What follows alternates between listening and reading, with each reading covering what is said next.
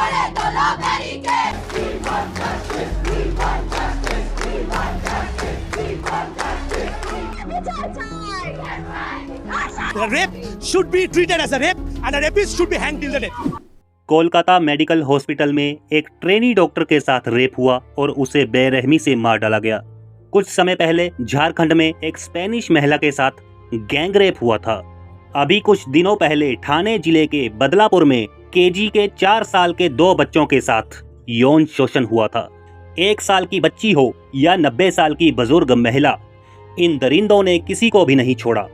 शर्म की बात यह है कि मर्दों की इस दुनिया में और दुनिया के इतने एडवांस होने के बावजूद बलात्कार ऐसा क्राइम है जिसमें रेपिस्ट की बजाय गलती विक्टिम की ही मानी जाती है। तुमने क्यों छोटे कपड़े पहने, क्यों रेड लिपस्टिक लगा ली, ये जीन क्यों पहन ली, तुमने उससे बात कैसे कर ली, उसके साथ अकेली क्यों गई, तुमने उसके साथ खाना कैसे खा लिया, वगैरह वगैरह। विक्टिम का दर्द समझने की बजाय ये मर्दों की दुनिया ऐसे ही सवाल करती है, क्या वाकई कपड़ों का दोष होता है रेप होने में? क्या साड़ी और बुर्का पहनी महिलाओं का बलात्कार नहीं होता है क्या? ऐसे कई एग्जाम्पल हैं जहां पुरुष जानवरों का यौन शोषण करते हैं। तो क्या हमें जानवरों को भी कपड़े पहना देने चाहिए? बलात्कारियों का आरोप है कि महिलाएं उनको बहकाने के लिए ज्यादा मेकअप करती हैं। तो क्या 1 साल की बच्ची, 3 साल की बच्ची या फिर माइनर या फिर बूढ़ी महिलाएं, मेंटली इल महिलाएं, कोमा में पड़ी महिलाएं या फिर बीमारियों से पीड़ित महिलाएं जो कि अस्पताल में भर्ती होती हैं, उनके साथ बलात्कार क्यों होता है? क्या होती है रेपिस्ट की मानसिकता? रेप आखिरकार होते क्यों हैं? Anger rapist, power rapist, sadistic rapist क्या होते हैं? भारत में रेप के आंकड़े क्या कहते हैं? रेप को कैसे रोका जा सकता है? इसके अलावा Kolkata medical college rape case में क्या सवाल उठ रहे हैं? क्यों कॉलेज के प्रिंसिपल शक के दायरे में हैं? पुलिस ने अपना काम ईमानदारी से क्यों नहीं किया? इन सारे पॉइंट्स पर हम डिस्कस करेंगे। वीडियो एंड तक जरूर देखना। कोलकाता के आरजे कर मेडिकल कॉलेज और अस्पताल में ट्रेनी डॉक्टर की डेड बॉडी मिली। पोस्टमार्टम रिपोर्ट के बाद विक्टिम की बॉडी पर 16 बाहर 9 अंदर गहरी चोटें मिली हैं। रिपोर्ट में पेनिट्रेशन शब्द का इस्तेमाल किया गया, मतलब कि पीड़िता के साथ दुष्कर्म हुआ है और बाद में गला घोटकर मार दिया गया। पुलिस ने भारतीय न्याय संहिता के सेक्शन 103 क्लॉज 1 में हत्या और सेक्शन 64 में बलात्कार के तहत केस दर्ज किया और ये माना कि ये रेप और हत्या का मामला है। पुलिस के अनुसार ये घटना सुबह 3 बजे से 6 बजे के बीच में हुई थी। क्राइम सीन पर एक ब्लूटूथ ईयरफोन भी मिला था। सुबह 3 बजे से 6 बजे तक की सीसीटीवी फुटेज निकाली। पुलिस ने कई लोगों को पूछताछ के लिए बुलाया। पुलिस ने ब्लूटूथ ईयरफोन को सभी लोगों के मोबाइल के साथ कनेक्ट करने की कोशिश की। ईयरफोन एक व्यक्ति के फोन से कनेक्ट हो गया। उस व्यक्ति का नाम था संजय। पूछताछ के बाद संजय ने रेप और मर्डर की बात कबूल कर ली। संजय तो अभी हिरासत में है, मगर मामला इतना सीधा नहीं है जितना दिखाने की कोशिश कर रहे हैं। कोलकाता के इस मेडिकल कॉलेज की कांड के बाद पूरे देश के मेडिकल कॉलेज के स्टूडेंट्स द्वारा रोष प्रदर्शन किया जा रहा है। कई गंभीर सवाल ऐसे हैं जिनका जवाब अभी तक नहीं मिला। यहाँ तक के आरजे कर मेडिकल कॉलेज के एक्स प्रिंसिपल संदीप घोष इस मामले में फंसे नजर आ रहे हैं। रेजिडेंट डॉक्टरों का आरोप है कि आरजी कर मेडिकल हॉस्पिटल के सुरक्षा व्यवस्था में खामी है।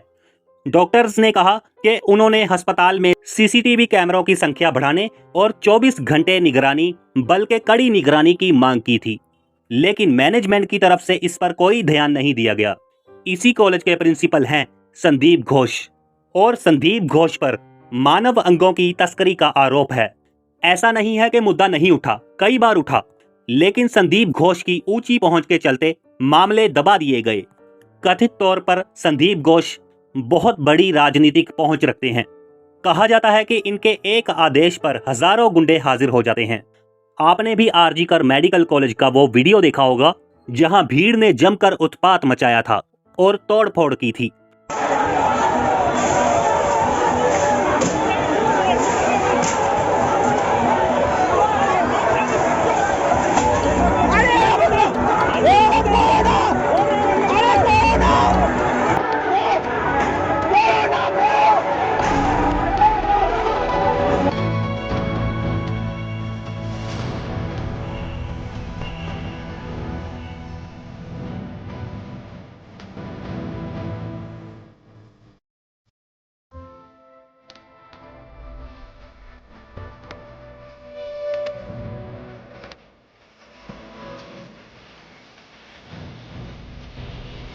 डॉक्टरों के संगठन प्रोटेक्ट द वॉरियर्स ने कहा कि 14 अगस्त को तोड़फोड़ के बाद भीड़ ने महिला डॉक्टरों को धमकी दी कि अगर उन्होंने घटना की शिकायत की तो उनका भी वही हश्र होगा जो विक्टिम का हुआ था। क्या ये भीड़ संदीप घोष ने बुलवाई थी? ये तो कई सवालों में से एक सवाल है और सारे सवाल हॉस्पिटल के प्रशासन और प्रिंसिपल के इर्द गिर्द ही घूम रहे हैं।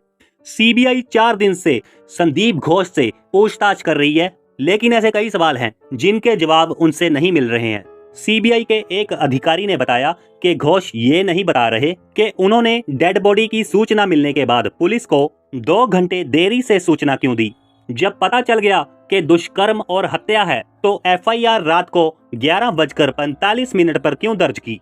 प्रिंसिपल इसे सुसाइड बताने पर क्यों तुले हुए हैं। सीबीआई की जांच में ये भी पता चला है कि इस केस में जानबूझकर सबूत मिटाए गए। ये गंभीर आरोप है। खुद सोचिए, कॉलेज में इतना गंभीर आरोप हुआ हो और डेड बॉडी की सूचना मिलने के बाद दूसरे डॉक्टरों को और कर्मचारियों को सेमिनार हॉल में जाने की इजाजत कैसे दे दी। ये भी एक बड़ा सवाल है कि सेमिनार हॉल की दीवार तोड़कर अगले ही दिन मुरम्मत का काम कैसे शुरू हुआ। क्या यह भी सबूत मिटाने के लिए था? एक बड़ी न्यूज एजेंसी के रिकॉर्ड के अनुसार संदीप घोष ने घटना के 1 हफ्ते पहले अपने फोन के कॉल रिकॉर्ड्स और मैसेजेस डिलीट कर दिए। कई नंबर भी फोन से हटा दिए गए। सीबीआई अब इसी डेटा को फोन से रिकवर कर रही है। आखिर प्रिंसिपल संदीप घोष क्या और क्यों छिपा रहे हैं? ये रेप और मर्डर का मामला बहुत उलझा हुआ है। इस केस में स्टेट पुलिस भी शक के दायरे में है। सीबीआई कह रही है कि पुलिस ने अननेचुरल डेथ का केस क्यों नहीं फाइल किया। सीबीआई पता लगा रही है कि क्या घोष के कहने पर ऐसा किया गया हो। इस केस में सस्पेंस तब और बढ़ गया जब विक्टिम के पिता ने डायरी के पन्नों का जिक्र किया। दरअसल विक्टिम के पिता ने एक न्यूज एजेंसी को बताया कि उनकी बेटी रोज डायरी लिखा करती थी। 9 अगस्त को भी उसने कुछ पेजेस लिखे थे। उनमें से एक पेज की फोटो खींचकर विक्टिम ने अपने पिता को भेजी थी। सस्पेंस ये है कि ये पेज विक्टिम की डेड बॉडी के पास पड़ी डायरी से गायब है। इस पेज में क्या लिखा था, इस पर उनके पिता ने कुछ नहीं बताया। सिर्फ इतना बताया कि अस्पताल के जो मौजूदा हालात हैं उनका जिक्र किया था। पिता ने यह भी आरोप लगाया कि उनके पास ऐसा सबूत है कि डायरी के पन्ने पुलिस ने ही फाड़े हैं। उसके बाद पहुंचते हैं सुप्रीम कोर्ट पे। देश में इतना बड़ा कांड हो गया और सुप्रीम कोर्ट चुप कैसे बैठ सकती थी। कोर्ट ने कहा कि हमें हॉस्पिटल्स जैसे वर्किंग प्लेस की सिक्योरिटी को फिक्स करने के लिए एक राष्ट्रीय सुरक्षा प्रोटोकॉल एस्टेब्लिश करना चाहिए। चीफ जस्टिस ने डॉक्टरों के सुरक्षा के मुद्दे पर 10 लोगों की नेशनल टास्क फोर्स का संगठन भी किया। कोर्ट ने नेशनल टास्क फोर्स को 3 हफ्तों में इंटरिम रिपोर्ट और 2 महीनों में अंतिम रिपोर्ट देने को कहा है। कोर्ट ने पुलिस और सीबीआई को भी स्टेटस रिपोर्ट देने को कहा है। इसके अलावा सीजीआई ने आरजे कर मेडिकल कॉलेज और छात्राओं के उनकी सुरक्षा को सीआईएसएफ को सौंप दी। कोलकाता में हुई इस घटना ने एक बार फिर से ये बात सामने लाकर रख दी है कि आखिर रेप होते क्यों हैं। एक लेखिका है तारा कौशल। उन्होंने अपनी रिसर्च के सिलसिले में कई बलात्कारियों का इंटरव्यू लिया जो जेल में बंद थे। इन्होंने किताब लिखी व्हाई मैन रेप। तारा ये कहती हैं कि इन पुरुषों को कंसेंट की कोई समझ नहीं थी और ना ही उन्हें ये मालूम था कि रेप क्या होता है। वो जबरदस्ती सेक्स करने की बात को मानते हैं लेकिन रेप मानने से इनकार करते हैं। तारा कौशल से उलट शेफाल्ड हालाम यूनिवर्सिटी में डॉक्टर मधुमिता पांडे, इन्होंने रेप केसेस में सजा झेलने वालों पर रिसर्च की। डॉक्टर मधुमिता ने तिहाड़ जेल में बंद 100 से ज्यादा रेपिस्ट मुजरिमों का इंटरव्यू किया।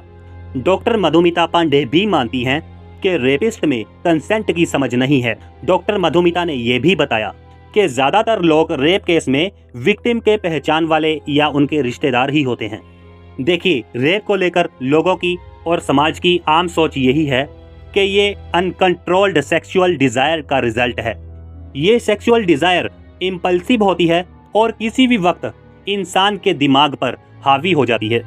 किंगस्टन ओंटारियो में क्वींस यूनिवर्सिटी में साइंटिस्ट हार्वर्ड बार्बरी भी यही मानते हैं कि ज्यादातर बलात्कार इम्पल्सिव और अपॉर्चुनिस्टिक होते हैं और ऐसे लोगों द्वारा किए जाते हैं जो इम्पल्सिव क्राइम सहित दूसरे इम्पल्सिव काम भी कर सकते हैं। लेकिन किसी रेपिस्ट की साइकोलॉजी इतनी भी आसान नहीं होती।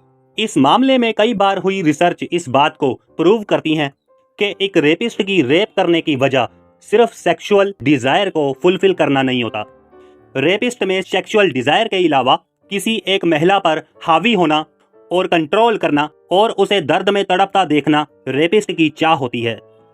क्लिनिकल साइकोलॉजिस्ट निकोलस ग्रोथ, इन्होंने कई रेपिस्ट की साइकोलॉजी को समझा और मोटे मोटे तौर पर रेपिस्ट की 3 कैटेगरी बताई हैं। जैसे पावर रेपिस्ट, ऐसे रेपिस्ट के लिए रेप उनकी खुद की कमियों को भरने के लिए एक टूल होता है। आसान शब्दों में कहें तो पावर रेपिस्ट का इरादा रेप करके अपनी योग्यता का दावा करना होता है। पावर रेपिस्ट के अलावा निकोला ग्रोथ एंगर रेपिस्ट और सैडिस्टिक रेपिस्ट की भी बात करते हैं। एंगर रेपिस्ट का लक्ष्य अपने विक्टिम को ह्यूमिलिएट करना होता है, अपमानित करना होता है या फिर चोट पहुंचाना होता है। इन रेपिस्ट के लिए विक्टिम को रेप करना ह्यूमिलिएट करने का एक टूल है। सैडिस्टिक रेपिस्ट, इन रेपिस्ट के लिए सेक्सुअल एक्साइटमेंट अपने विक्टिम को दर्द पहुंचाने में जुड़ी हुई है, यानी जितना विक्टिम को दर्द होगा उतना ही उन्हें अच्छा लगेगा।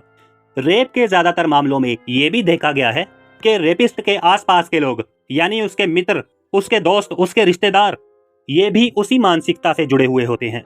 यही वजह है कि हम गैंग रेप जैसी घटनाएं देखते हैं। इसके अलावा कई रेपिस्ट में आमतौर पर यह भी देखा गया है कि महिलाओं के प्रति उनका नजरिया बहुत ही घटिया होता है, सम्मानजनक नहीं होता। वो अपमानित करते रहते हैं महिलाओं को। हालांकि इस मानसिकता की शुरुआत बचपन से ही हो जाती है, जब वो अपने घर में अपनी माँ, अपनी बहन या किसी और महिला को पीटते हुए देखते हैं या फिर अपमानित होता हुआ देखते हैं। इसी की वजह से शुरू से ही उनके दिमाग में बैठ जाता है कि महिला पुरुष से नीचे ही होती है और उनके मन में हमेशा ये बात हावी रहती है कि महिलाएं पुरुषों से नीचे दर्जे की ही होती हैं।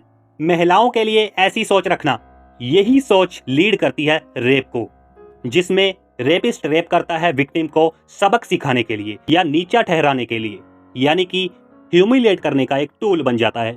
इसके अलावा पोर्नोग्राफी देखना भी रेप करने को उकसाने का एक तरीका बन जाता है। इसके अलावा शराब और ड्रग्स का जरूरत से ज्यादा सेवन करना, ये भी रेपिस्ट तैयार करने में बड़ी भूमिका निभाते हैं। उपलब्ध आंकड़े बताते हैं कि भारत में हर दिन औसतन 90 से 106 बलात्कार की घटनाएं होती हैं, जिनमें से 40% विक्टिम नाबालिग होते हैं। इससे भी अधिक चौंकाने वाली बात यह है कि लगभग 90% मामलों में बलात्कार किसी और के द्वारा नहीं बल्कि उनके घर के लोगों के द्वारा ही किया जाता है, उनके रिश्तेदार, उनके दोस्त जो जानकार होते हैं। एनसीआरबी के अकॉर्डिंग इसकी 2022 की रिपोर्ट है। इसमें दिल्ली सबसे अनसेफ है महिलाओं के लिए। यहाँ 2022 में एक दिन में 3 बलात्कार की घटनाएं देखी गई हैं। वहीं पूरे भारत में 2022 में 31,516 बलात्कार रिकॉर्ड किए गए हैं। ये तो वो हैं जो रिकॉर्ड किए गए हैं, जो रिकॉर्ड ही नहीं किए गए वो इससे भी ज्यादा अधिक हैं। देखिए, बलात्कार से जुड़े कई मिथ भी हैं, जैसे नहीं का मतलब हाँ समझा जाता है, यानी एक महिला कभी सेक्सुअल संबंध बनाने के लिए कभी भी हाँ नहीं करेगी। वो खुद से यानी कि पहल करके कभी भी हाँ नहीं बोलेगी। उनको जबरदस्ती ले जाना पसंद होता है। इसके अलावा शराब पीने वाली महिलाओं या ड्रग्स लेने वाली महिलाओं के साथ आसानी से संबंध बनाए जा सकते हैं। मिलनसार महिलाएं काफी ओपन माइंडेड होती हैं। ये ऐसे मिथ हैं जो रेपिस्ट को बढ़ावा देते हैं। भारत दुनिया का एक लौता देश नहीं है जहां आए दिन बलात्कार के केस देखने को मिल रहे हैं, और ऐसा माना जाता है कि यहाँ पर सेक्स रेशो में बहुत डिफरेंस है, इसीलिए यहाँ पर ऐसे केस देखने को मिल रहे हैं। हालांकि जहाँ पर सेक्स रेशो में ज्यादा डिफरेंस नहीं है, रेप तो वहाँ भी होते हैं। तारा कौशल ने जिन रेपिस्ट का इंटरव्यू किया है उनमें समाज के सभी तबके के लोग शामिल हैं, लेकिन किसी को भी स्कूलीय स्तर पर सेक्स एजुकेशन नहीं मिली है। इसके अलावा क्या आपको भी लगता है कि बलात्कार की बढ़ती घटनाओं के लिए जिम्मेदार भारत की मौजूदा न्याय व्यवस्था भी है?